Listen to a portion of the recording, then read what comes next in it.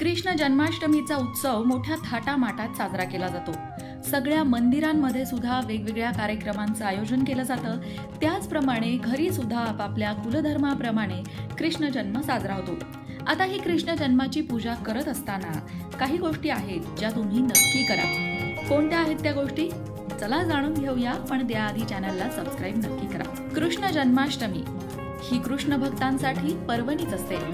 या दिवशी भक्त कृष्ण जन्म साजरा करतात, भगवान श्रीकृष्णाची पूजा करतात, त्याला पाळण्यात घालून पाळणे सुद्धा म्हणतात। वेगवेगळ्या रूपाने भक्तिभावाने कृष्ण जन्म साजरा केला जातो। देव सुद्धा भावाचाच भुकेला असतो। भक्तिभावाने केलेली पूजा अर्चना देवापर्यंत पोहोचतेच। आणि मग अशाच पद्धतीने कृष्ण जन्म करत असताना काही गोष्टी अशा आहेत ज्या तुम्ही पूजेमध्ये नक्की करा। त्यामध्ये सगळ्यात पहिली गोष्ट म्हणजे काकडीच्या सहाय्याने कृष्ण जन्माष्टमी साजरी करणं। काकडीच्या सहाय्याने म्हणजेच काकडीला माता देवकीचा गर्भ मानला जातो आणि या काकडीतूनच कृष्ण जन्म होतो असं मानलं जातं। आणि म्हणूनच बऱ्याच भागामध्ये काकडीचा एक छोटा तुकडा काढून कृष्ण जन्म साजरा केला जातो। त्याचबरोबर कृष्ण जन्म झाल्यानंतर पंचामृत आणि दुधाने गोपाळ कृष्णाला अभिषेक नक्की करा। पंचामृत म्हणजेच दूध, दही, तूप, मध, साखर या सगळ्यांचं एक मिश्रण। या पंचामृताने बाळकृष्णाला अभिषेक नक्की करा। पंचामृत कसं बनवावं याचा व्हिडिओ आपल्या लोकमत भक्ती चॅनलवर आहे, तो नक्की बघा। गोपाळ कृष्णाच्या पूजेमध्ये सगळ्यात महत्त्वाचा भाग असतो तो म्हणजे गोपाळ कृष्णाला सजवणं, सुंदरसे कपडे घालणं, मुकुट घालणं, छानशा झुल्यावर बसवणं, त्याचा झुलाही सजवणं, या सगळ्या गोष्टी झाल्याचं पाहिजे। बाळकृष्णाचं रूप अगदी साजिरं गोजिरं दिसतं आणि मग भक्ताचा भक्तिभाव ओसंडून वाहतो। श्रीकृष्ण जन्माष्टमीच्या दिवशी तुम्ही मंदिरामध्ये जाऊनही दानधर्म करू शकता, गोरगरिबांना मदतही करू शकता। त्याचबरोबर या दिवशी श्रीकृष्णासाठी बासरी तर तुम्ही आणाच, पण त्याचबरोबर मोराची पिसं सुद्धा आणा। पूजेच्या वेळी देवाला ती अर्पण करा।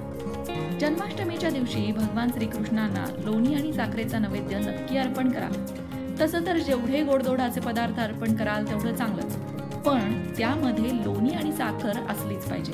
त्याचबरोबर तुमच्या बोटाने 1 ते 5 वर्षाच्या कोणत्याही मुलाला लोणी आणि साखर खाऊ घाला आणि ते खाऊ घालत असताना तुम्ही कन्हैयालाच खाऊ घालत आहात असा भाव तुमच्या मनात जागृत व्हायला हवा। मित्रांनो, जन्माष्टमीच्या दिवशी गाय वासराची पूजा सुद्धा नक्की करा। तुमच्या देवघरात जर गाय वासरू असेल तर अतिउत्तम, त्याची पूजा करा, किंवा कुठेही आसपास गाय असेल तर जाऊन तिची सेवा करा, तिला चारा खायला द्या, तिचेही आशीर्वाद मिळवा। कारण भगवान श्रीकृष्णांनी सुद्धा गोपरूपामध्ये गायीची सेवा केलेली आहे, त्यामुळे गायीची सेवा करण्याचं पुण्य खूप मोठं आहे। देवाला जवळपास असतील तर पारिजातकाची फुलं नक्की अर्पण करा। या पद्धतीने जर तुम्ही भगवान श्रीकृष्णांच्या जन्माष्टमीची पूजा केली तर भगवान श्रीकृष्णांची कृपा नक्कीच तुमच्यावर होईल।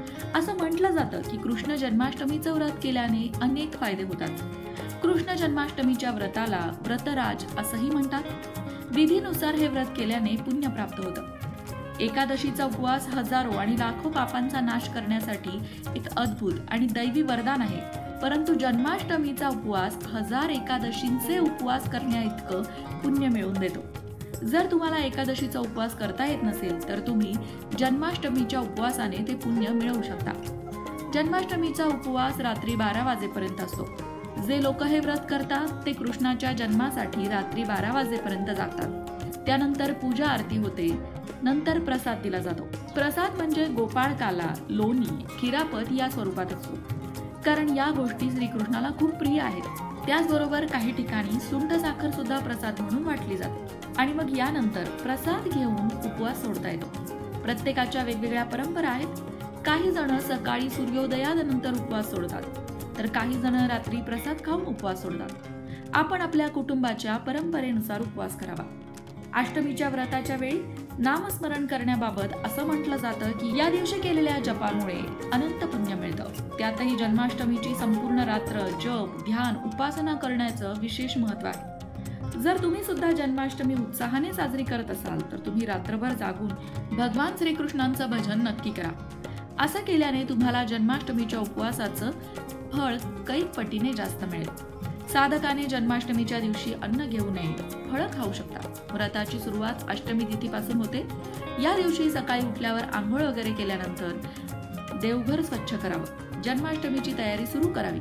नेहमीप्रमाणे पूजा केल्यानंतर बाळकृष्णाची मूर्ती देवघरात ठेवावी. ती सुंदर सजवावी. आकर्षक देवारा तयार करावा. तुम्ही माता देवकी, वसुदेव, बलदेव, नंद, यशोदा माता यांची प्रतिमाही लावू शकता. अनेक घरांमधून मातीचं गोकुळ बनवण्याची सुद्धा प्रथा आहे. मध्यरात्री पुन्हा एकदा पूजेची तयारी सुरू करावी. परमेश्वराच्या जन्मानंतर रात्री 12 वाजता परमेश्वराची पूजा करावी आणि भजन करावे. श्रीकृष्णाला गंगाजलाने स्नान घालावे. त्यानंतर पंचामृताने स्नान घालावे. सुंदर आभूषणं, वस्त्र परिधान करावी. त्यानंतर बाळकृष्णाचा पाळणा हलवावा. स्तोत्र, भजन, पाळणे म्हणावेत. प्रसाद वाटावा. कृष्ण जन्माष्टमीच्या उपवासाच्या महिमेविषयी भविष्य पुराणात असं सांगितलं आहे की जन्माष्टमीचा उपवास अकाली मृत्यूपासून संरक्षण करतो. जे जन्माष्टमीचं व्रत करतात त्यांच्या घरी गर्भपात होत नाही. गर्भात वाढत असलेल्या बाळाला देव सुखी आणि निरोगी राहण्याचा आशीर्वाद देतो. जन्माष्टमीच्या विधीनुसार उपवासानंतर उपासनेसह मध्यरात्रीनंतर भगवान श्रीकृष्णाचा जन्म साजरा केला जातो. अशाच प्रकारच्या माहितीपूर्ण व्हिडिओंसाठी लोकमत भक्ती चॅनलला सबस्क्राईब करा आणि बेल आयकॉनवर सुद्धा क्लिक करा, म्हणजे आमच्या नवनवीन व्हिडिओचं नोटिफिकेशन तुम्हाला मिळत राहील. तसंच योग्य आध्यात्मिक मार्गदर्शनासाठी लोकमत भक्तीच्या फेसबुक पेजला फॉलो करायला विसरू नका.